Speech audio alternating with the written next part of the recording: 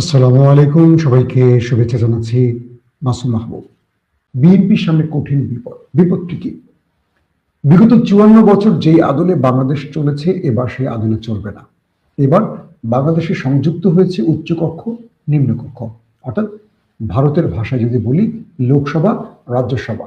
যদি পাকিস্তানের ভাষায় বলি ন্যাশনাল অ্যাসেম্বলি এবং সিনেট। এতে করে পূর্বের প্রধানমন্ত্রীরা যেমন রাষ্ট্রের আসমান সমান অধিকার বা কি বলবো ক্ষমতা পেতেন, এটি এবার পাবেন না। এবার শক্তিশালী বিরোধী দলের ভূমিকা থাকবে। অর্থাৎ বিরোধী দল এবার সরকারকে কোনো ব্ল্যাঙ্ক চেক দিতে পারবে না, দেওয়ার সুযোগও থাকবে না, এবং সরকার চাইলেই সবকিছু করতে পারবে না। এখানে বিরোধী দলের সম্মতি বা ইচ্ছার প্রয়োজন থাকবে।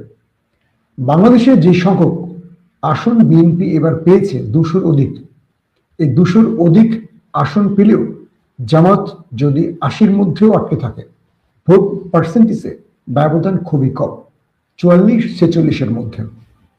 এতে করে জুলাই সনদ অনুযায়ী জামাত ইসলাম প্রায় ৮০-র উপরে আরো নতুন আসন পাবে। এখানে তারা পাবে উচ্চকক্ষে এবং সংরক্ষিত আসন মিলে। তার মানে হলো যে জুলাই সনদটি পাশ হয়েছে, আলী রিয়াজ কর্তৃক যে জুলাই সনদ তৈরি হয়েছে এবং সকল রাজনৈতিক দলের সম্মতিতে সেটি অনুমোদিত হয়েছে এবং গণভোটে হা বিজয়ী হয়েছে। এতে করে চাইলে জামাত ইসলাম আরো ৫০-এর অধিক, প্রায় ৮০-র কাছাকাছি, যেটা আমি ধারণা করছি, যদি আমার হিসেব ভুল না হয়, ভুল হলে আপনারা আমাকে সংশোধন করে দেবেন, আরো নতুন ব্যক্তিকে উচ্চ কক্ষে পাঠাতে পারছে, সংরক্ষিত আসনে পাঠাতে পারছে। তার মানে হলো ডিপ স্টেটের ইশারায় যাদেরকে পরাজিত করা হয়েছে, কক্সবাজারের হামিদুর রহমান আজাদ কিংবা শিশির মনির কিংবা জামাতের সেক্রেটারি জেনারেল গোলাম পারওয়ার, ওনারা সংসদে যাচ্ছেন। এবং নাসির উদ্দিন পাটোয়ারি, যার জন্য আপনারা অনেকে আক্ষেপ করছেন, যথেষ্ট আনন্দ বিনোদন দিয়েছে এবার নির্বাচনে মির্জা আব্বাসের বিপরীতে দাঁড়িয়ে, এই ছেলেটিকেও বলা হচ্ছে তারা পার্লামেন্টে যেতে পারে। তো যতটুকু বোঝা গেছে যে উচ্চ কক্ষে আমাদের আপার লেভেলে জামাতের যারা এবার পরাজিত হয়েছেন, যাদেরকে জামাতের প্রয়োজন, সেখানে জামাত তাদেরকে পাঠাবে। একটু এখানে আপনাদের বোঝাবার স্বার্থে বলি, এই উচ্চ কক্ষ নিম্ন কক্ষ অনেক হয়তো বুঝতে পারছেন না, আমি সংক্ষেপে বলবো। এটা নিয়ে আমি এক্সপার্ট একটা বিশ্লেষণ রাখবো একদিন। সেটা হলো যারা নির্বাচিত হয়েছেন আপনাদের ভোটে, তারা চলে যাবে আমাদের নিম্ন কক্ষে, সংসদের এমপি যারা, এবং এদের মাধ্যমে এরা যাদেরকে ভোট দিয়ে নির্বাচিত করবেন, সরকারি দলীয় এবং বিরোধী দলের, সেখান থেকে একটা বড় গ্রুপ যাবে উচ্চ কক্ষে। এরা রাষ্ট্রের গুরুত্বপূর্ণ সিদ্ধান্তের ক্ষমতা রাখবেন। অর্থাৎ নিম্ন কক্ষের যে কোনো পাশ হওয়া বিল সেটা উচ্চ কক্ষে গেলে তারা সেটার সিগনেচার অথরিটি রাখবেন। এবং বলা হচ্ছে ভারতে যেমন আমরা দেখি লোকসভা, এটা জনগণের ভোটে যারা এমপি নির্বাচিত হন, এরপর দেখা যায় তাদের নির্বাচনের মাধ্যমে রাজ্যসভা তৈরি হয়।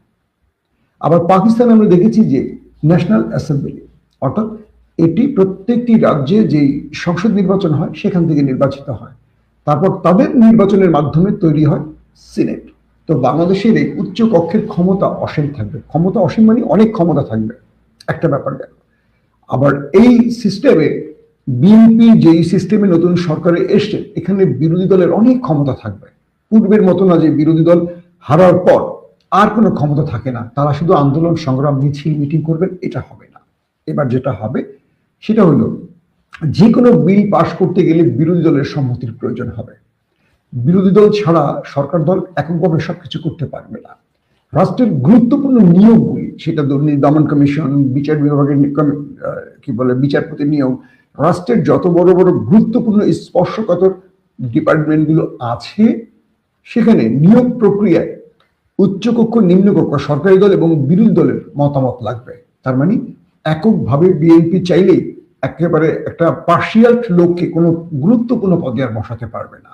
সেখানে বসাতে হলে বিরোধী মতের সম্মতি লাগবে। তার মানে বিএনপির জন্য একটা বড় ধাক্কা হলো, তারা চাইলেই এখন যে কোনো একজন ব্যক্তিকে কোনো গুরুত্বপূর্ণ পদে আর বসাতে পারবে না। আল্লাহ হাফিজ।